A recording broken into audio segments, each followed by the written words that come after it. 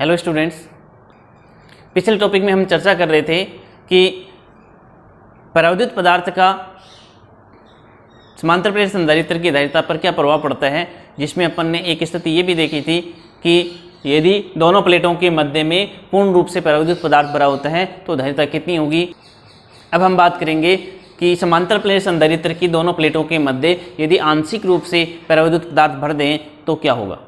इसके लिए अपन ये मानते हैं कि एक समांतर प्लेट संधारित्र है जिसकी प्लेटों का क्षेत्रफल a और उनके मध्य दूरी d है।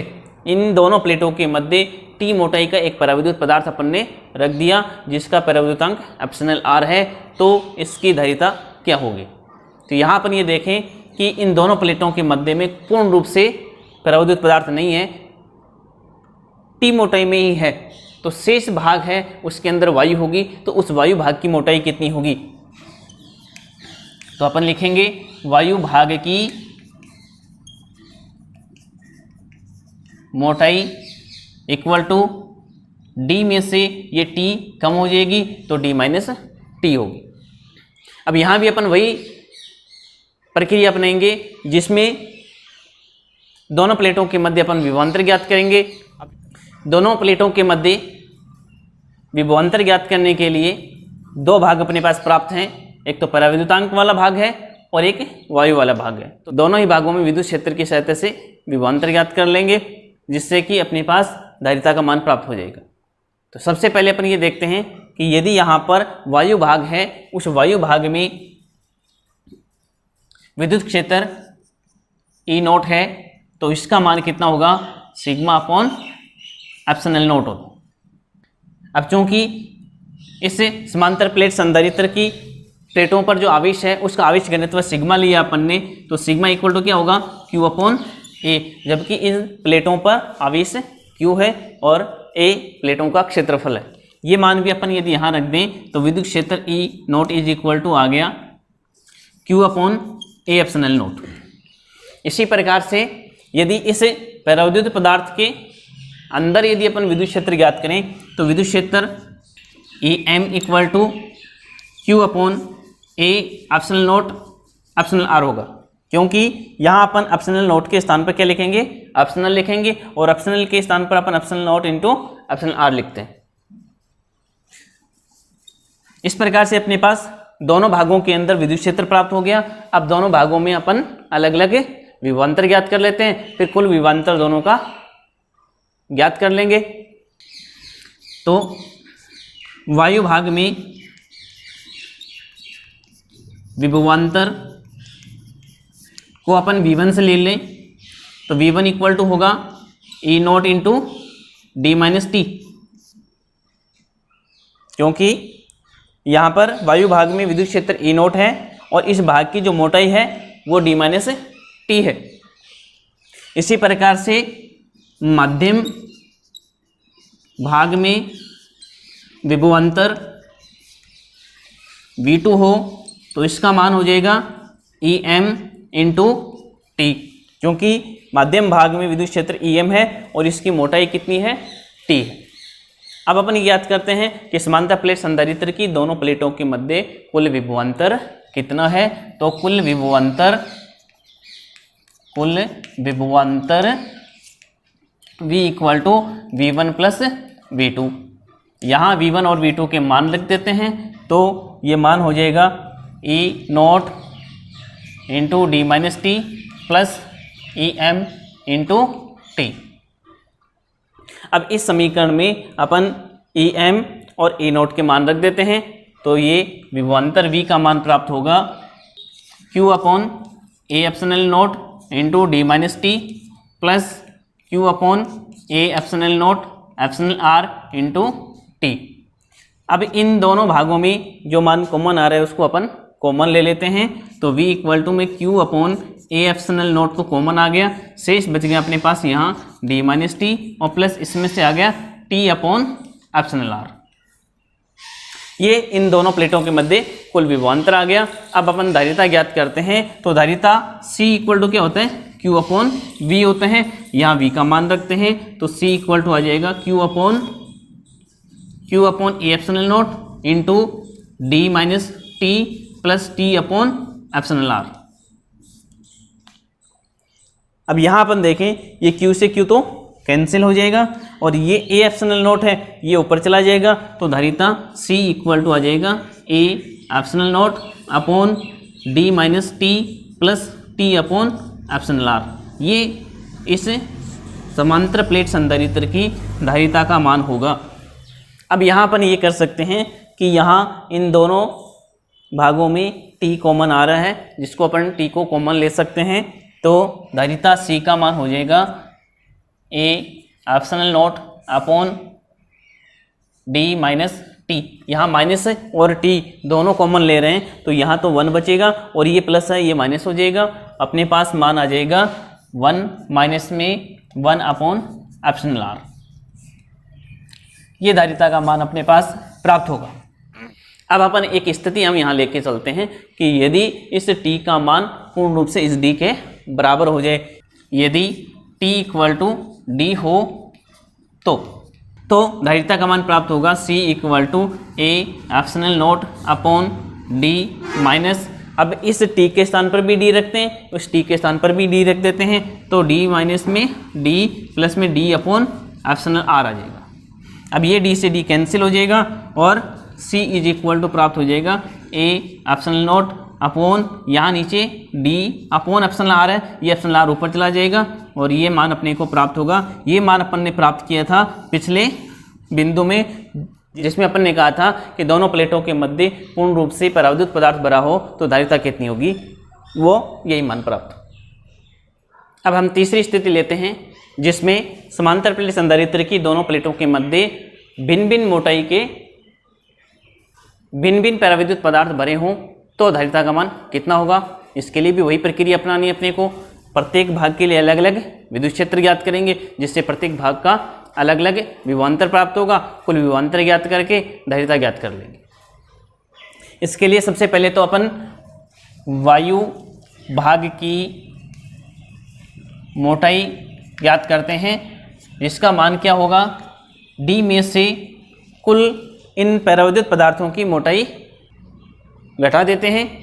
मान लेते हैं कि संधारित्र की प्लेटों का क्षेत्रफल A है, दोनों प्लेटों के मध्य दूरी D है। जो अलग अलग परावैद्युत पदार्थ भरे हुए हैं उनकी मोटाई क्रमशः T1 T2 से लेकर के Tn तक है। इनके परावैद्युतांक epsilon R1 epsilon R2 epsilon Rn है। अब यदि देखें तो सभी परावैद्युत पदार्थों की कुल मोटाई कितनी होगी, T1 plus T2 plus dot dot करते हुए Tn होगी। इन सबको अपन यदि कुल दूरी में से घटा दें तो अपने पास वायु भाग की मोटाई आ जाएगी। तो ये मान हो गया अपने पास वायु भाग की मोटाई का D माइनस में T1 plus T2 plus dot dot Tn। अब अपन ज्ञात करते हैं वायु भाग के अंदर विद्युत क्षेत्र कितना होगा। तो विद्युत क्षेत्र को अपन E नोट से लिख देते हैं, जिसका मान कितना होगा, sigma upon epsilon note. Sigma का मान अपन जानते हैं कितना होगा, Q अपॉन A होगा। तो यहाँ ये मान आ गया E naught is equal to Q upon A epsilon naught. अब अपन ज्ञात करते हैं अलग अलग माध्यम में कितना विद्युत क्षेत्र का मान होगा, तो मान अपन यहाँ से ज्ञात कर लेंगे। यदि प्रथम माध्यम में अपन देखें तो विद्युत क्षेत्र को अपन E1 से लिख देते हैं, जिसका मान कितना होगा, Q upon A epsilon naught into epsilon R1। इसी प्रकार से दूसरे माध्यम के लिए देखें तो E2 इक्वल टू क्या होगा, Q upon A epsilon naught epsilon R2 होगा। इसी प्रकार से nवें माध्यम के लिए अपन देखें तो En इज इक्वल टू होगा Q upon A epsilon naught epsilon Rn। यानी सभी भागों के लिए अपने पास कुल अलग अलग विद्युत क्षेत्र का मान प्राप्त हो चुका है। अब हम दोनों प्लेटों के मध्य कुल विभवांतर सीधा ही ज्ञात कर लेते हैं, जिसका मान क्या होगा, कुल विभवांतर V इक्वल टू वायु भाग में विभवांतर प्लस माध्यमों में विभवांतर। तो V का मान हो गया V इक्वल टू वायु भाग में तो विभवांतर कितना होगा, वायु भाग में है E नोट इंटू इसकी मोटाई। तो E नोट मोटाई अपने पास है D minus T1 plus T2 plus dot dot Tn plus प्रथम माध्यम में अपन देखें तो विद्युत क्षेत्र E1 है, तो ये आ जाएगा E1 इंटू इसकी मोटाई कितनी है, T1 है। दूसरे माध्यम के लिए देखें तो ये आ गया E2 इंटू T2 प्लस इसी प्रकार से nवें माध्यम के लिए En इंटू Tn। अब यहाँ अपन E0 के मान रख देते हैं, E1 का मान रख देते हैं, E2 और En के मान रख देते हैं, तो अपने पास कुल विभवांतर का मान प्राप्त होगा V equal to Q upon A epsilon naught into D minus T1 plus T2 plus dot Tn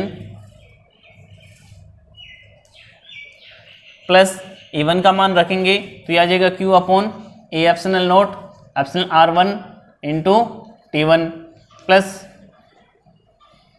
E2 का मान रखेंगे तो यह जाएगा Q upon A epsilon naught epsilon R2 into T2 plus dot nवें माध्यम के लिए लिखेंगे तो यह जाएगा Q upon A epsilon naught epsilon Rn into Tn।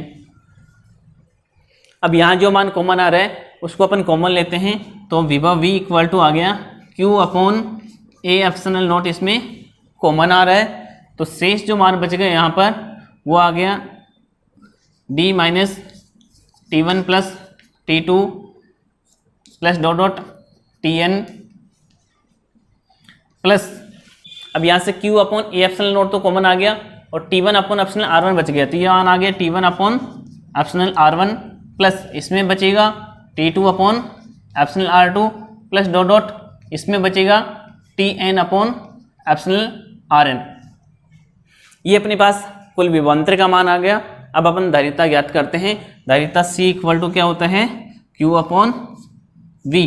यहाँ V का मान रख देते हैं, तो धारिता C इक्वल टू होगा Q अपॉन V का मान रखते हैं Q upon A epsilon naught into D minus T1 plus T2 plus dot Tn plus T1 upon epsilon R1 plus T2 upon epsilon R2 plus dot Tn upon epsilon Rn। अब इसमें भी अपन देखें तो Q से Q cut जाएगा और ये A epsilon not ऊपर चला जाएगा, तो धारिता C इक्वल टू होगी A epsilon naught upon D minus T1 plus T2 plus dot Tn plus T1 upon epsilon R1 plus T2 upon epsilon R2 plus dot Tn upon epsilon Rn। इस प्रकार से अपन अलग अलग माध्यमों के लिए भी संधारित्र की धारिता ज्ञात करते हैं। अब यदि हम यह मान लें कि इन दोनों प्लेटों के मध्य जो अलग अलग माध्यम भरे हुए हैं वो पूर्ण रूप से भरे हुए हैं, अर्थात इसमें वायु भाग नहीं है, तो ऐसी स्थिति में जो D दूरी है वो इन सभी अलग अलग माध्यमों की मोटाई के योग के बराबर होगी। यानी उस स्थिति में D इक्वल टू हम ये लिख दें कि यदि D equal to T1 plus T2 plus dot Tn हो तो फिर धारिता C का मान क्या प्राप्त होगा, C इक्वल टू होगा A epsilon naught upon D minus, यहाँ अपन T1 plus T2 plus dot Tn के स्थान पर भी क्या लिख देते हैं, D लिख देते हैं, plus T1 upon epsilon R1 plus T2 upon epsilon R2 plus dot Tn upon epsilon Rn हो जाएगी। अब यहाँ D से D कैंसिल हो जाएगा और C इक्वल टू प्राप्त हो जाएगा अपने को A epsilon naught upon T1 upon epsilon R1 plus T2 upon epsilon R2 plus dot Tn upon epsilon Rn। इस प्रकार से अपन धारिता का मान प्राप्त करेंगे।